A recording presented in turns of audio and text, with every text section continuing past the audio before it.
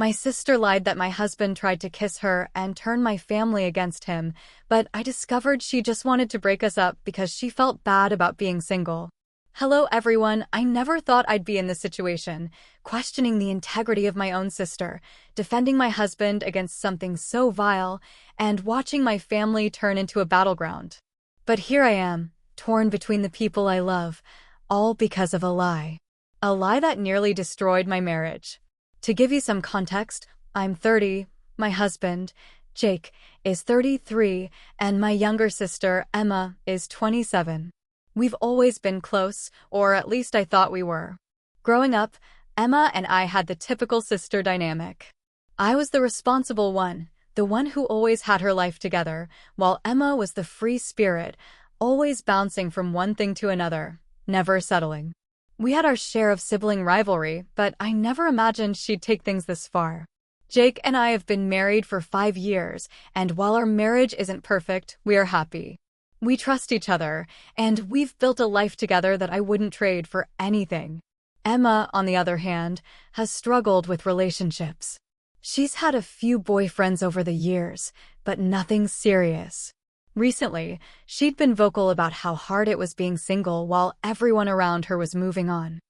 I felt bad for her, truly, but I never expected that resentment to manifest in such a destructive way. It all started a few weeks ago when Emma visited us for a long weekend.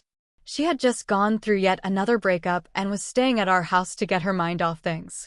I welcomed her with open arms, eager to be the supportive sister she needed. Everything seemed fine at first, until the night that changed everything.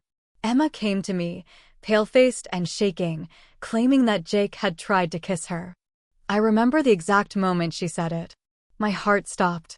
My stomach twisted into knots. "What?" I whispered, unable to process her words. She repeated it, her voice breaking as she insisted that Jake had cornered her when I wasn't around. That he leaned in. That she pushed him away and ran. I felt like the air had been sucked out of the room. My husband? The man I trusted more than anyone? My mind went into overdrive, battling between reason and the horror of what she was saying. "Are you sure?" I asked, my voice barely above a whisper, already dreading the answer. Emma looked at me with wide, wounded eyes. "Do you think I would make something like this up?" I didn't want to believe it, but what was I supposed to do? Dismiss my sister's pain? Assume she was lying? The doubt she planted in me grew like a poison, infecting every thought. Jake came home shortly after, and before I could even confront him, Emma bolted from the house, crying. Within hours, my parents knew. Then my extended family. The calls started pouring in. My mother was sobbing, telling me I needed to leave Jake immediately. My father was furious, calling him every name imaginable. My aunts and uncles, cousins, everyone had an opinion, and none of them were in Jake's favor. Before I even had the chance to speak to my own husband, my family had made up their minds. Jake was guilty. When I finally did ask Jake about it, his reaction wasn't what I expected. He was confused, then shocked, then furious.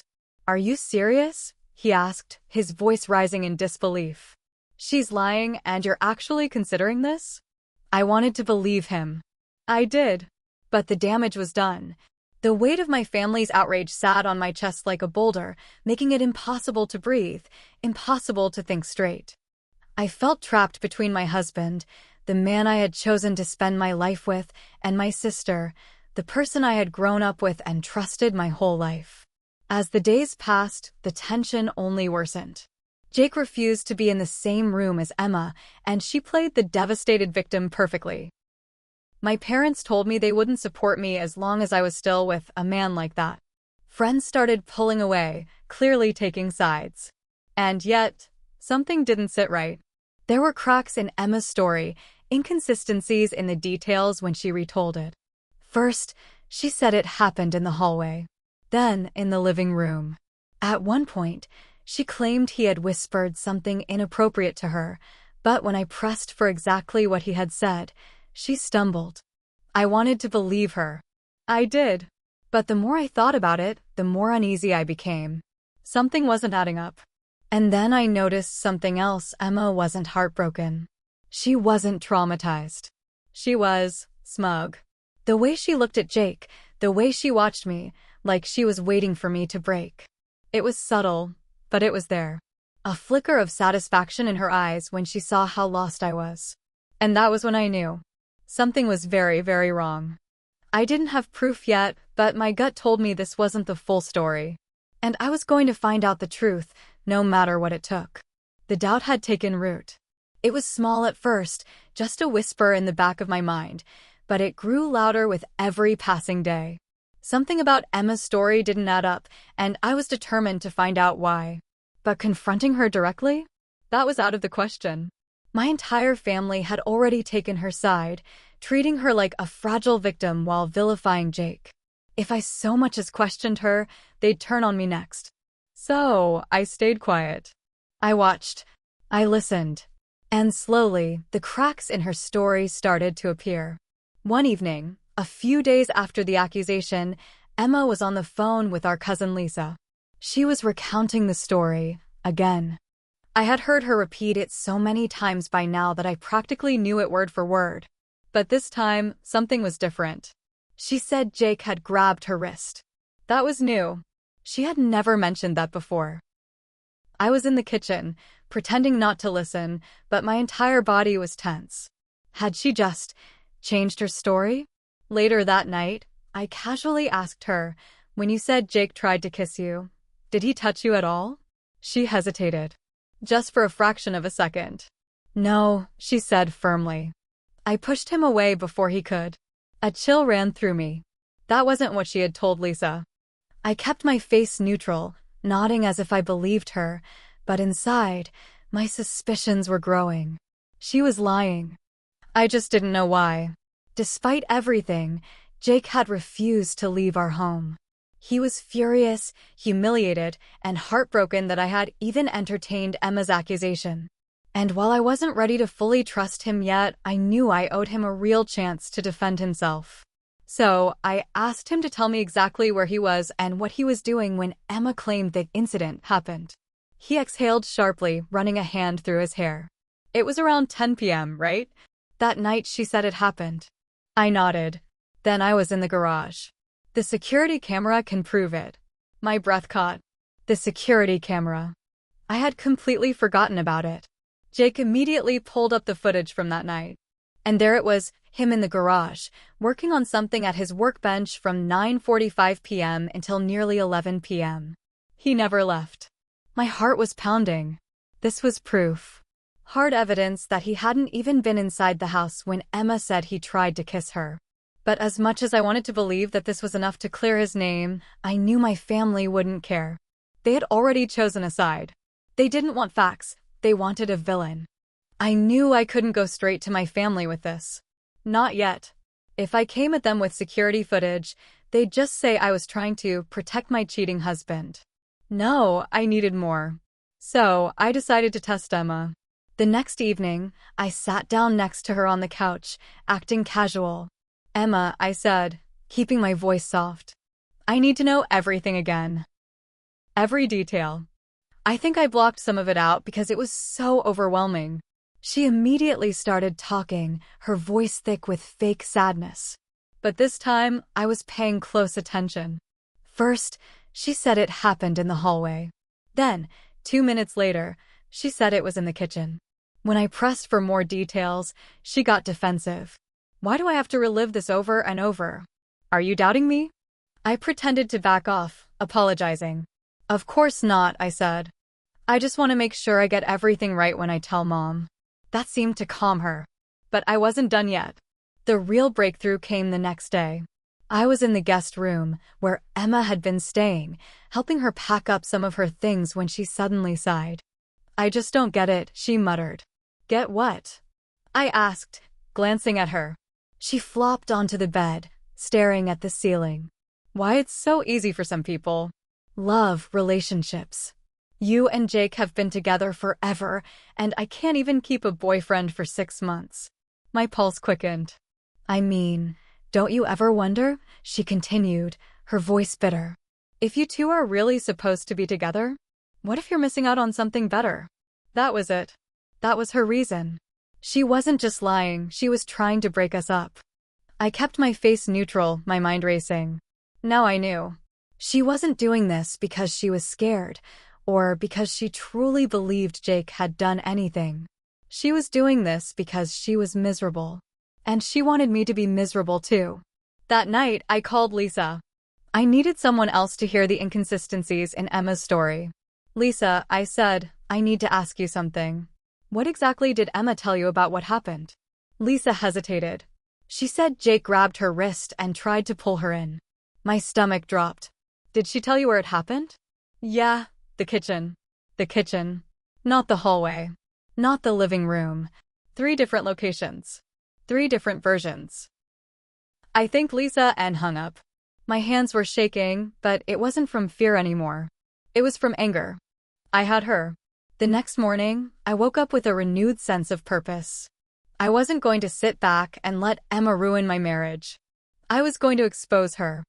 I didn't know exactly how yet, but one thing was certain. This war wasn't over. I barely slept that night. Every time I closed my eyes, I replayed everything, Emma's shifting stories, Jake's alibi, the way she had casually hinted at her jealousy. The anger that had been simmering inside me for days had finally reached its boiling point. I couldn't stay silent anymore.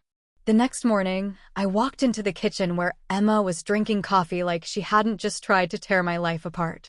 My parents were coming over later, probably to comfort her again while continuing to push me to leave Jake. That gave me a limited window to do what needed to be done. I sat down across from her, my voice steady but firm.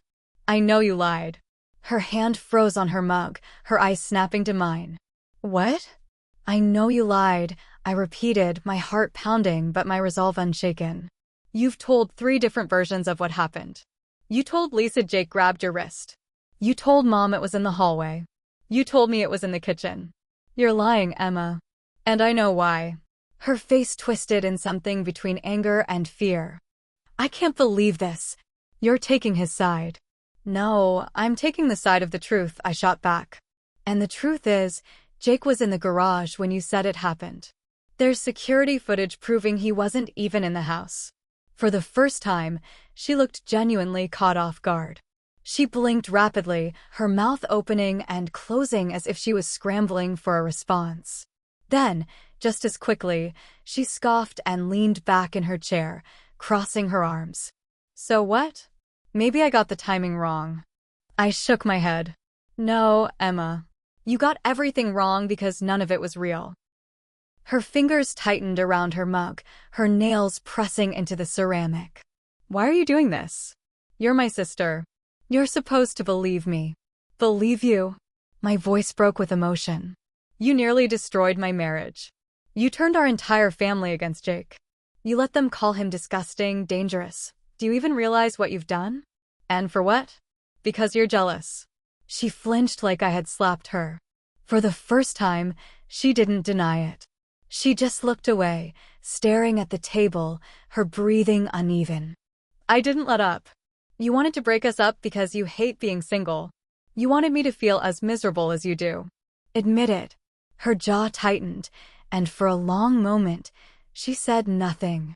Then, barely above a whisper, she muttered, "You have no idea what it's like." I exhaled sharply, my anger shifting into something colder, disgust. No, Emma. I don't. Because I don't sabotage the people I love just because I'm unhappy. The sound of a car pulling up outside made her head snap toward the window. Our parents had arrived.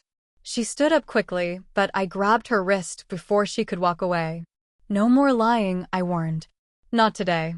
When our parents stepped inside, the tension in the room was suffocating. My mother rushed to Emma, immediately assuming I had been badgering her. What's going on? She demanded, looking between us. Emma didn't speak. For once, she had no quick response, no dramatic outburst to turn the situation in her favor. I stood up and met my mother's gaze. She lied, I said simply. Jake never touched her. She made it all up. My father's brows furrowed. What? That's not. She changed her story multiple times. I continued, my voice unwavering. She told Lisa one thing, you another, me something completely different. And Jake was in the garage the entire time. I have proof. My mother turned to Emma, looking for reassurance. Emma, who still hadn't said a word. The silence stretched, heavier with each second. I could see it in their eyes, the first flickers of doubt. Then Emma did something I didn't expect. She started crying. But this time, it wasn't the same act she had been putting on for days. These weren't the dramatic sobs that had convinced my family to rally around her. This was different. It was guilt. It was realization. It was fear.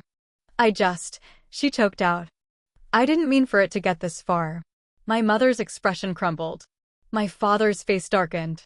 I let out a shaky breath. You didn't mean for it to get this far? Emma, you accused an innocent man of something awful. You let our family think the worst of him. You don't get to just cry your way out of this. Her sobs grew louder, but no one rushed to comfort her this time. My parents were still trying to process what they had just heard, the weight of their own blind faith in her pressing down on them. My father turned to me, looking lost. Are you sure? I met his gaze, my own eye stinging. Yes. A heavy silence settled over the room. My parents didn't speak. Emma didn't apologize. And I didn't wait for one. I left the house that day knowing that nothing would ever be the same. My family had believed the worst about my husband without hesitation. They had turned on him, pressured me to leave him, all because of a lie. And while they now knew the truth, the damage was done. Jake and I were moving forward, but the scars from this betrayal would never fully fade. And as for Emma, I didn't know if I could ever truly forgive her. Some wounds cut too deep.